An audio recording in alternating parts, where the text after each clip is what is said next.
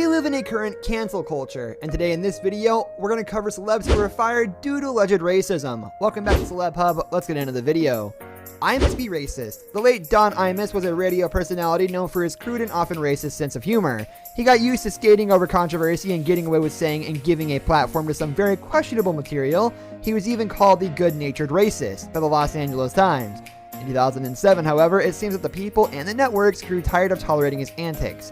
During a segment on his then 30-year-old show, Imus in the Morning, the shock jock called the Rutgers women's basketball team nappy-headed hoes, as per the New York Times. Soon after, both NBC News and CBS Radio responded to the calls for Imus' removal from the radio and suspended him for 2 weeks. According to NPR, those moves were made permanent by the networks a couple of days later, likely influenced by the removal campaigns waged by Al Sharpton and Jesse Jackson. Imus' show was canceled, but he would eventually find his way back to the air. Less than a year later, he returned to radio with a new cast and new show on WABC. Paula Deen cooked up a scandal. Back in 2013, a controversy mounted around Paula Deen regarding her racist behavior. It started when a manager in one of her restaurants, Lisa T. Jackson, filed a harassment lawsuit against her. In Dean's testimony, the Southern food personality admitted to using racial epithets and tolerating racist jokes. Dean also spoke about her hopes that her brother, Bubba, could have had a Southern-style plantation wedding. This vision was allegedly inspired by a restaurant she had visited in which all the black serving staff dressed in white dress jackets and black bow ties. After the video deposition leaked, the celeb chef was slammed by critics for the revelations. According to the New York Times, the culinary star posted 2 apologies to YouTube, only the last of which stayed up. In the second video, she stated that your color of your skin, your religion, and your sexual preference does not matter. For the Food Network, however, it was too little too late. According to the New York Times, a network spokesman announced that they would not renew her contract when it expired at the end of June. Decades ago, after she was robbed. It was 30 years ago. I had a gun put to my head. Dean's fans. A Twitter tirade from Anthony Cumia. Anthony Cumia was one half of the radio duo Opie and Anthony for nearly 2 decades starting in 1995. The show began airing on Sirius XM in 2004 and came crashing down in 2014, at least for Cumia. According to the radio host, he was taking pictures at Times Square NY when a woman who got in the frame assaulted him. He responded with a full-blown meltdown on Twitter. In the now-deleted tweets, which were preserved on Gawker, Cumia lashed out at the woman in a race, calling her a savage, stated there's a deep-seated problem with violence in the black community, and that white people were prey.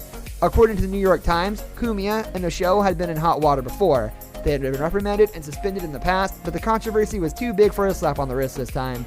SiriusXM made the decision to fire Cumia for his tirade after careful consideration of his racially charged and hate-filled remarks.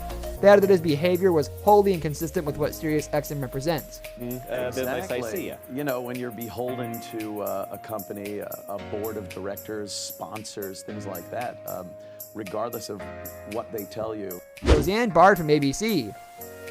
In March of 2018, Roseanne returned to television after more than 20 years on the shelf and did so with enormous numbers. According to the Washington Post, the series premiere marked ABC's biggest hour-long telecast in 2006. Unfortunately, the celebration didn't last long. The star of the show, controversial comedian Roseanne Barr, took to Twitter one May evening to suggest in a now-deleted tweet that Obama aide Valerie Jarrett, a black woman, was the product if the Muslim Brotherhood and Planet of the Apes had a baby. Hours later, ABC canceled Roseanne, which had been renewed for another season, citing Barr's abhorrent, repugnant statement as the reason her agency, ICM Partners, also dropped her in the following days. Barr fired off a series of tweets explaining and apologizing, most of which have since been deleted. As per Deadline, she apologized to Jarrett, claimed she was an ambient tweeting, and apologized to the actors and writers who lost their jobs in the cancellation. During this time, however, she also responded in shock to her co-stars like Sarah Gilbert and Michael Fishman for rebuking her comments. This called into question the legitimateness of her apologies. This is a joke.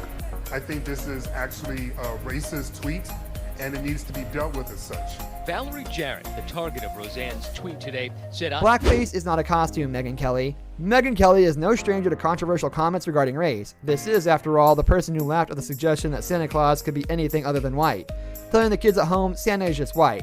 But it was her discussion of blackface that got Kelly fired from NBC in 2018. In October of that year, the all-white panel on Megyn Kelly Today discussed the appropriateness of blackface for Halloween costumes. What is racist, Kelly asked. You do get in trouble if you are a white person who puts on a black face on Halloween, or a black person who puts on a white face for Halloween. Like, that was okay when I was a kid, as long as you were dressing like a character. Shortly afterward, Kelly sent an email to NBC staffers apologizing for her tone-deaf discussion, explaining that she has never been a PC type of person. The following day, she returned to the air and apologized to her viewers, receiving an oddly placed standing ovation for it as well. The day after that, NBC ran a rerun and placed a Kelly show, and the cancellation followed shortly after, as per US Weekly. This brings us to the end of our video. I hope you enjoyed it. Hit like if you did, and don't forget to subscribe to our channel so you don't miss out on any of our videos in the future. Also, watch the 2 videos that are on your screen because I'm sure you'll love them. With that, I'll see you in the next video. Goodbye and take care.